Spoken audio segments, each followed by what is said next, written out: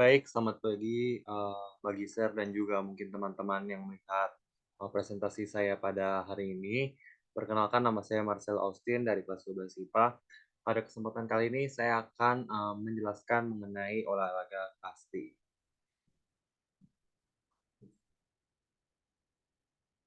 Nah, pertama kita harus tahu dulu nih, apa sih itu permainan kasti. Jadi permainan bola kasti di sini dijelaskan adalah permainan yang dimainkan oleh dua regu dengan cara melempar, menangkap, dan memukul bola kasti dengan tongkat. Nah, jadi permainan kasti ini juga bisa disebut dengan permainan gebokan. Dan juga bola yang digunakan pada permainan kasti itu adalah bola tenis. Dengan demikian, permainan kasti ini merupakan permainan termasuk permainan bola kecil. Nah, untuk permainan bola kasti ini sendiri dimainkan oleh 12 pemain di setiap regunya yang, diberi nama, rounders.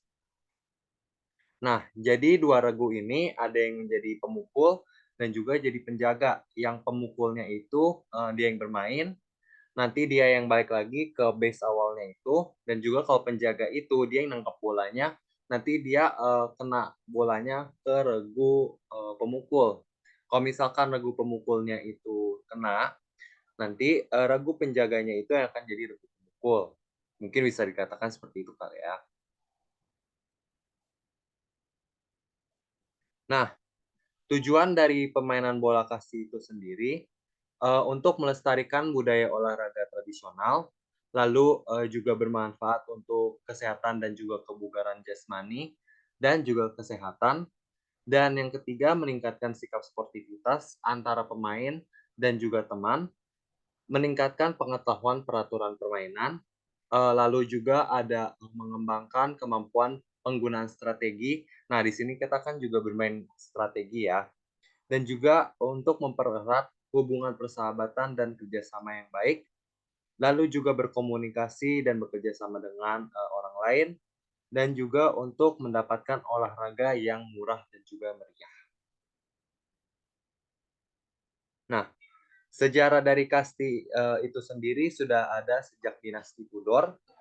Dalam sebuah buku anak-anak yang berjudul A Little Pretty Pocket Book, permainan ini telah dimainkan di Inggris sejak era Tudor, yaitu sekitar tahun 1485 hingga 1603.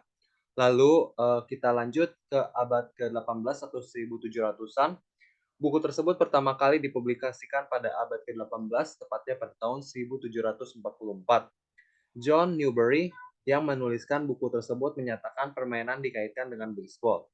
Lalu, ke era Victoria, pada tahun 1828, seorang penulis bernama William Clark di London menulis edisi kedua buku yang berjudul The Boy's Own Book. Lalu pada tahun 1884, kemudian aturan bola kasti secara resmi disusun di Irlandia pada tahun 1884 oleh Gaelic Athletic Association atau GAA. Lalu pada abad ke-20, di tahun 1943 terbentuklah National Rounders Association yang menaungi olahraga ini di Britania Raya. Lalu di era modern, pada tahun 2015 disebutkan bahwa permainan ini telah dimainkan oleh 7 juta anak-anak di Britania Raya, Inggris, Skotlandia, Wales, dan Irlandia Utara. Nah, kita masuk nih ke prasarana dan juga prasarana dari bola kasti itu sendiri. Yang pertama pasti kita ketahui ada bola kastinya itu sendiri.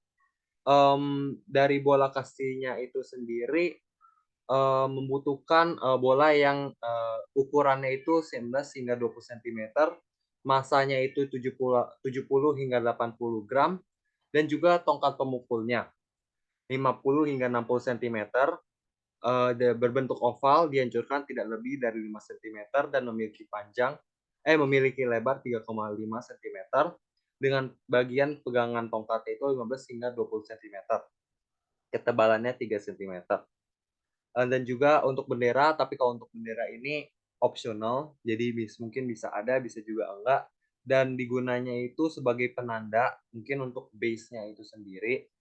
Dan untuk tiang, diperlukan 2 jenis tiang, pada permainan kasti, bisa terbuat dari kayu, bambu, ataupun juga besi. dengan ketinggiannya setidaknya 1,5 meter dari permukaan tanah.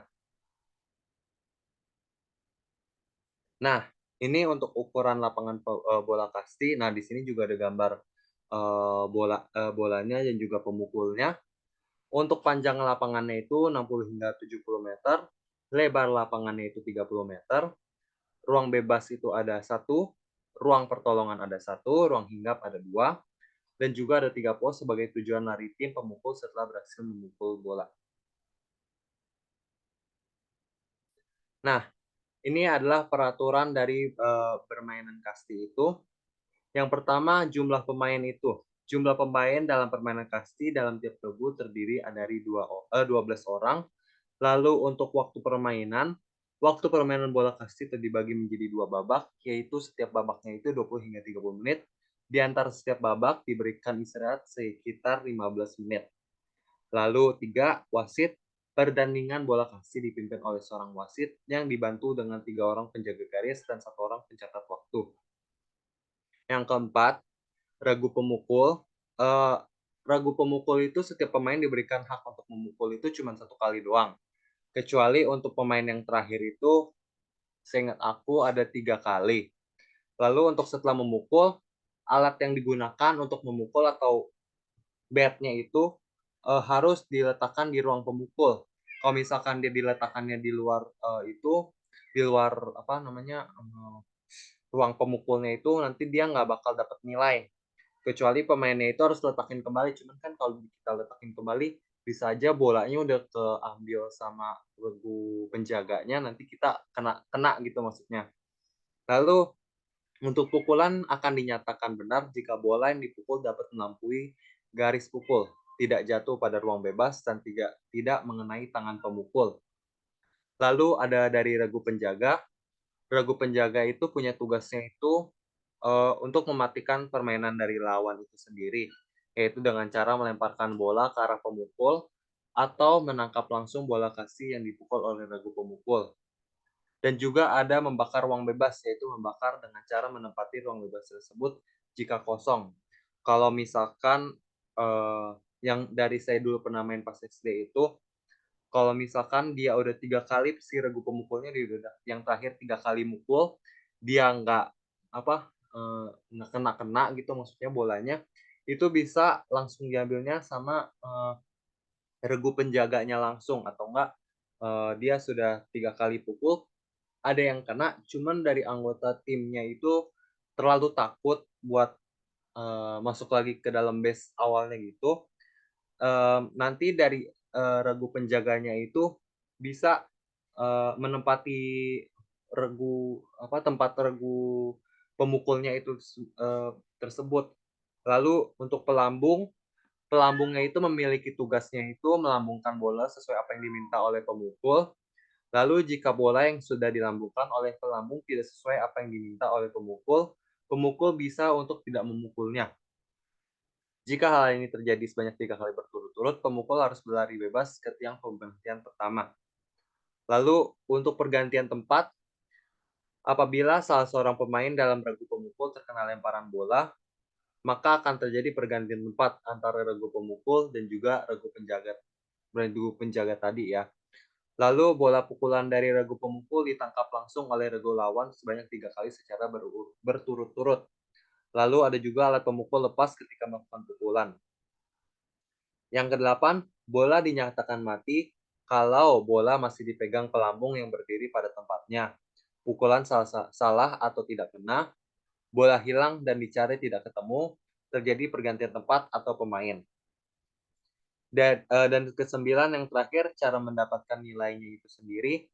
Pemain yang telah berhasil memukul bola kemudian berlari ke pemberhentian 1, 2, dan 3, dan juga ruang bebas secara bertahap akan mendapat nilai 1. Dan juga pemain yang telah berhasil berlari melewati tiang-tiang pemberhentian serta kembali lagi ke ruang bebas atas pukulan yang dilakukan sendiri, maka mendapatkan nilai 2. Regu penjaga berhasil menangkap langsung bola lambang yang telah dipukul oleh regu pemukul akan mendapatkan nilai 1. Lalu regu yang berhasil mendapatkan nilai terbanyak dinyatakan sebagai pemenangnya itu sendiri.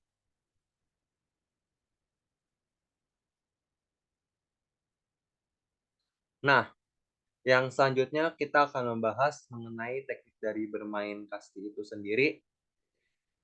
Yang pertama ada teknik melempar bola. Yang pertama ada teknik melempar bola melambung. Kalau untuk melambung itu sendiri untuk memberikan bola kepada rekan satu tim yang jaraknya jauh. Kalau misalkan dia, jauh itu sendiri kan pasti, gampang untuk didapat dari yang orang yang dari satu tempat ke tempat yang lainnya yang jauh.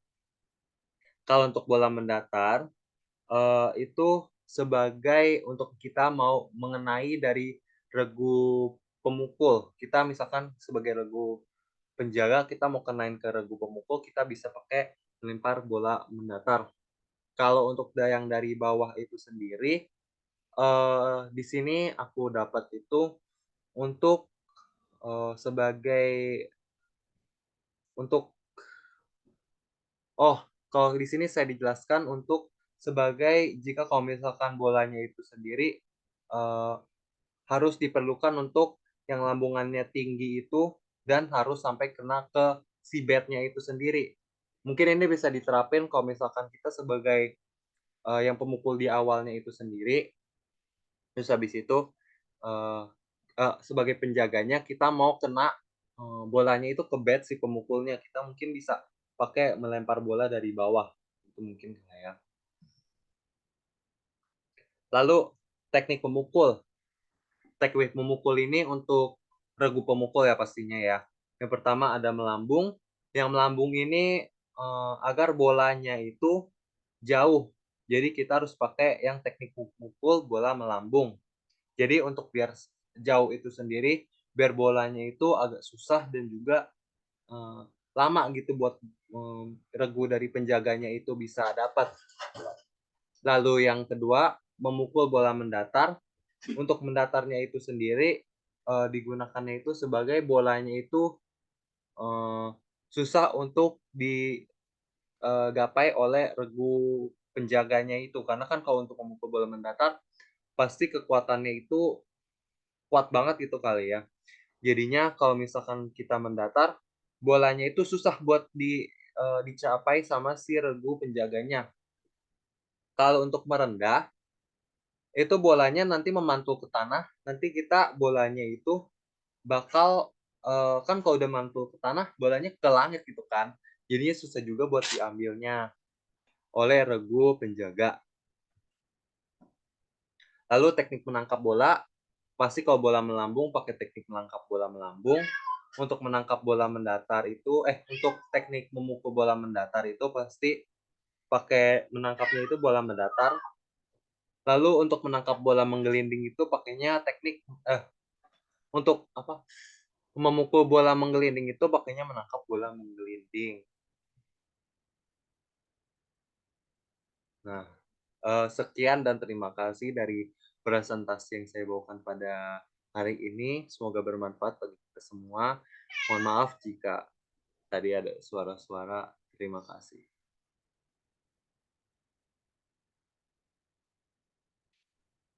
Diem kali nggak bisa diem. Apa?